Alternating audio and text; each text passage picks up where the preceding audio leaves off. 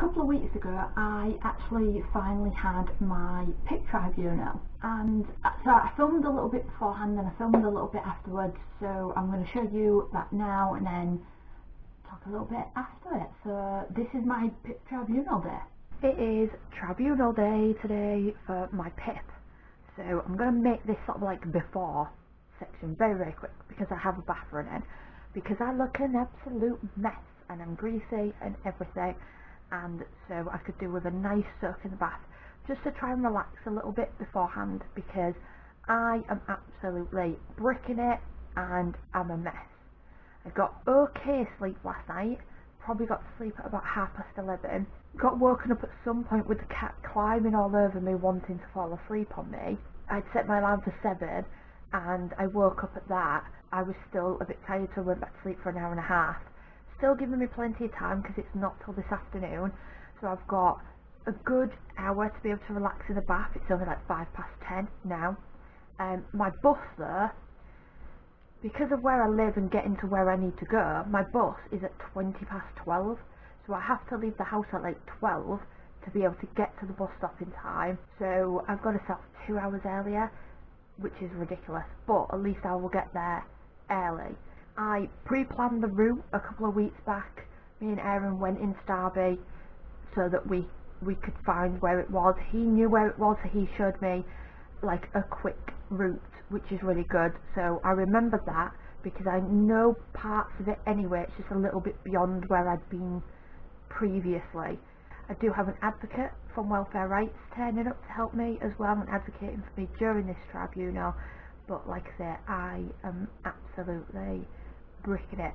One thought I do have in my head, well, a couple of thoughts, and I'll tell you them now so that I get them out before I forget to tell you, is that one, if it goes worst case scenario and I get completely denied, then I have my advocate there and I will speak to him and say like about reapplying, and then at least I'm reapplying with more of an advantage than doing it on my own. So there's that. Second thing is whether I win or lose, my health has declined since I applied, because it's been 2 years and a month since I applied. So because my health declined, whether I win or whether I lose, I will more than likely be putting another application in for PIP anyway, because you know my health is even worse to the point where I now cannot work and things like that. Let's see how it goes. I have no idea what I'm going to wear. I've never been to a court in my life. No idea. But I'll see what I can find. Fun bath. I'm dressed and I'm super out of breath. It's taken a lot longer than what I thought it was going to take because of my heart going crazy and me being out of breath. Obviously I still have to brush my hair, I have to brush my teeth. Just had a clothing disaster as well. So the clothes that I kind of planned to wear, I had a smart skirt set out and some normal tights, but it's like 7 degrees today, so I can't wear normal tights. All my kind of warm tights are full of cat hair, so I found the least cat hair filled tights, which I struggled to put on because they were a bit tight because obviously I'd not worn them, so I kind of stretched them out. So that was a struggle. Went to put my skirt on, my skirt doesn't fit, so I was like, Jesus. And most of my clothes are packed obviously at this point.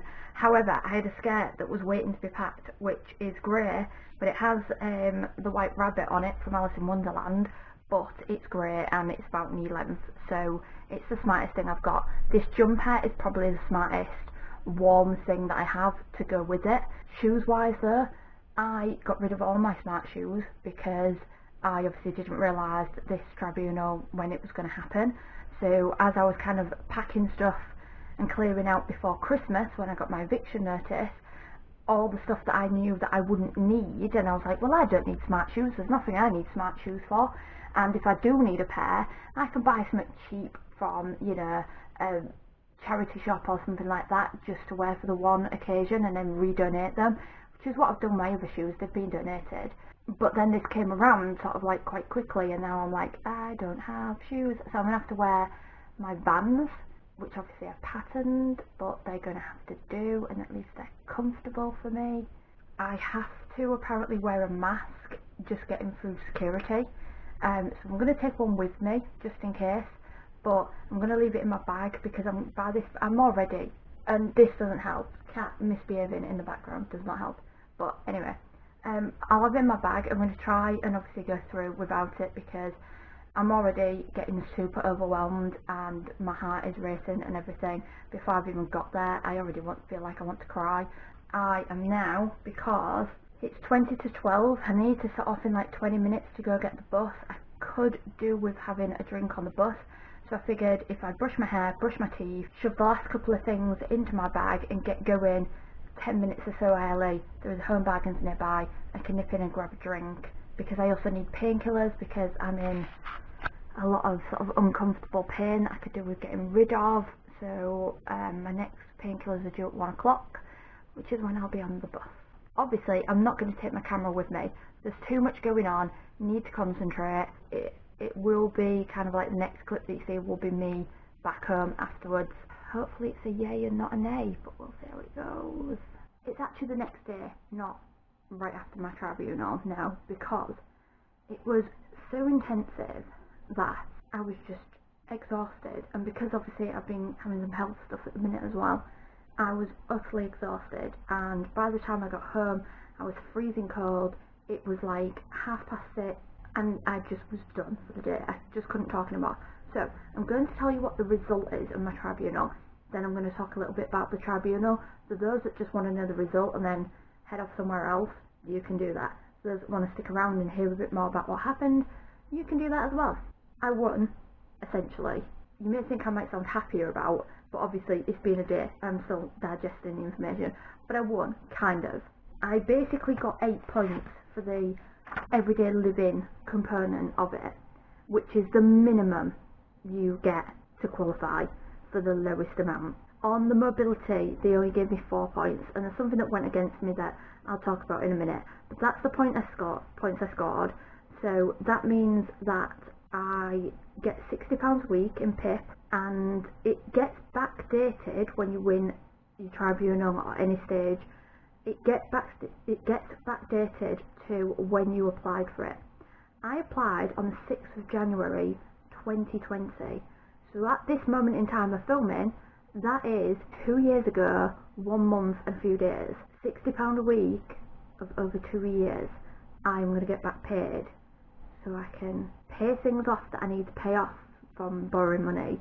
I can now afford to get my shopping delivered rather than having to struggle at the shops. I can now afford to pay a cleaner once a week to come in. I can also afford to move now as well, with all this that's going on, being evicted. When I find somewhere and I have to pay, a month's rent up front, I have that money now. That is like the verdict, so I'll go through a little bit of detail. What was really good is when I got there and I had a representative from Welfare Rights, so I really, really stress getting a representative from an official place. So everybody should have a welfare rights department, and that is within your local council. My local council is Amber Valley, so they have a welfare rights department. If you Google welfare rights and your council, then it should come up. If it doesn't, there tends to be a generic contact us page on your council's website. Contact them and they will put your information through to Welfare Rights, and then Welfare Rights will contact you. Don't worry if you can't find the Welfare Rights page, just go on your council's website and just click like the contact us page, do it that way. Citizens Advice, I've also been told, runs the same service as well, where they can provide you with an advocate, help you fill out forms and that kind of thing. Those are both free services. Now, I see a lot in autism groups on Facebook that people will recommend companies that are like, we have 90% success rate, blah blah blah. They only have a 90% success rate because they will only take cases to tribunal that they think they will win, or they believe they will win, and they will charge you for it. And it really gets my goat when companies charge disabled people to help them out. I think it's wrong. I think there should be some kind of qualifier for if you are on benefits. Anyway, that's a rant for another day. Let's carry on with this court case then. Got to the court, my advocate was there. I was super early, so I was actually there before my advocate, but then he turned up. The court clerk comes out, tells you who is there in terms of not what their names are, but sort of what they represent. So there's a judge, there's a doctor, typically a doctor that has a bit more knowledge of your medical issues, what you're applying to PIP for, and then there is like a disability rights representative or something like that there as well, which can be quite intimidating if there's one against like 3 people plus the court clerk. So it is better having a representative in that sense as well, so you're not completely on your own. So he came out, explained who was going to be there, what's going to happen, approximately how long it takes, and all things like that, which is great because you know exactly what's going to happen then, which is fairly standard. You get the introductions, does anybody need to add anything before we start, and then the judge doesn't really ask you any questions, he's there just to kind of run the thing, but the other 2 people will ask you questions. Now, for mine, the DWP representative was on the phone and not present, so sometimes they are there or are there via telephone or whatever, sometimes they're not, because all they basically say is that, you know, we still uphold our verdict, and then you ask the questions, you know, answer them best you can, then you're asked, well, I was asked, if there's anything else that you think might not have been talked about that you want to add in, say that. My representative was asked the same thing. After all the evidence is heard, then the judge asked the DWP representative, okay, after hearing everything, is it still your stand? Said no, we still uphold that basically there's nothing wrong with this person and she can live her everyday life independently. Okay, whatever, mate. So then you've got a choice. You can actually wait because they deliberate there and then afterwards. You leave the room, you can wait outside for the verdict, or you can get it in the post. Now, for me, my anxiety, it was easier to just wait because they said it only took about 15 minutes. It took nearly half an hour for mine, so my representative was like, that's a good sign because it's definitely not a no. It's definitely, we must be getting something, because otherwise it would have been over quicker than that. So they were obviously debating something, and then they came out and it was a typed up report, which I have in my hand here. I'm not going to show you the front page because there's lots of obviously private details on that, but if you actually just turn to the sort of last or second to last, depends on how much information is there. On mine it's the second to last page. I won't show you this because it has personal details on. Miss Spence is entitled to the daily living component at the standard rate from the 6th of the 1st to the 15th of the 1st, 2024. And basically that doesn't mean I need to apply again, that means it goes under review. There's no need to apply again even to it, that's just when it goes under review, so then they will then review it, and you know, I don't know what happens during that stage, but I'm guessing that they'll contact you and have a face-to-face meeting or something, and it'll, you know, go through the same sort of stuff.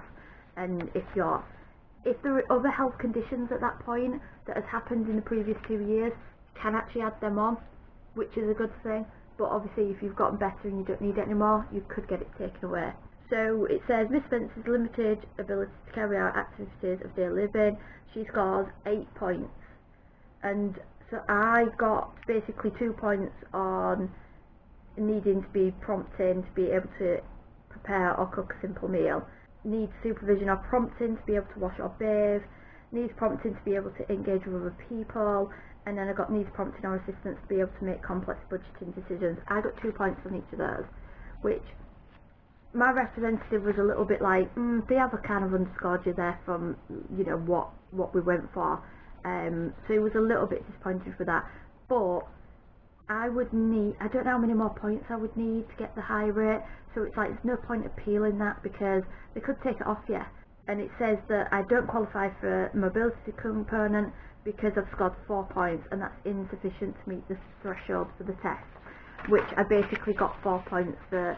Said needs prompting to be able to undertake any journey to avoid overwhelming psychological distress to the claimant. So that is it. That is the report. So the reason why I was marked down for the mobility component is because I haven't always lived where I live now. I have a Yorkshire accent, I now live in Derbyshire, so because of the fact that I have moved, and in particular what went against me is I moved to where I live now as a single person. So even though I got help lots of help off people and I practically did nothing myself, the fact that I actually physically did it, doesn't matter how much stress it caused me, that lost me some points. I don't know if that will be the case again in a couple of years, but if I get diagnosed with a heart condition, I might get more mobility points because that will in the long run affect my mobility. But that is why I lost points on that. But that was it, that was my decision. So I'm pretty pleased, and like I said, all that back payment money is going to come in handy, and then I don't have to touch my savings, which isn't savings, it's actually money from my granddad dying, it's my inheritance money. So I don't need to touch that now. That inheritance money is meant to be for me to do something for me with, not to use because I'm a rubbish landlady. Anyway, we'll get into that because I'll get very, very bitter. So that is it. That's the decision. I'm very, very pleased. So if anybody has any questions or comments about the PIP process, or you want any hints, tips, tricks I picked up along the way, knowledge I now know about that I didn't know when I first started, then feel free to comment below this video. Now, just because I kind of won my tribunal, obviously it didn't go quite as well as we were hoping, but I still won. I won something at least. So that's going to make a huge difference to my life and my quality of life. But it's not quite over yet. Like I say, it's been a couple of weeks, maybe 3 weeks now. Yeah, nearly 3 weeks. But I still haven't received my money yet, or any of my actual PIP payments. So it does take a little bit of time to actually go through as well. I still have all the contact details for my advocate who helped me. So if I don't hear anything in a week or so, then I'm going to contact them and just sort of ask their advice and be like, I haven't received a single payment of PIP, and I haven't received any paperwork or anything to tell me when I'm going to get it and stuff like that. So I'll do that. But yeah, so if you do win a PIP tribunal, it's not immediate, there is still a bit of a delay, but I'm due a fair whack of back payment as well, which I'm super happy about. So if you have applied to PIP, or you're thinking of applying to PIP, I'm going to reiterate, get yourself an advocate. Welfare Rights is a department of your local council. That's who I went with. They were fantastic. It is their job to do this. This is what they're here for. But they can also advise you on other benefits as well. They can help you fill out forms. My advocate filled out the forms for me, because forms is something that I struggle with. They know all the wording, everything. If you find that they're not being helpful or anything like that, you do also have citizens advice. They also have people that deal with stuff to do with PIP day in, day out. They know all the sort of right lingo to use, so you can also turn to them as well. But you definitely do need an advocate, because the amount of times I see people with so much hope, I know I struggle with everyday life, I know that I'm entitled to PIP, I've applied for it, fingers crossed, oh, my assessment over the phone went really well, and then they're like, oh, I got 0 points. It happens all the time. So if you haven't applied yet, then contact Welfare Rights, get them to apply on your behalf.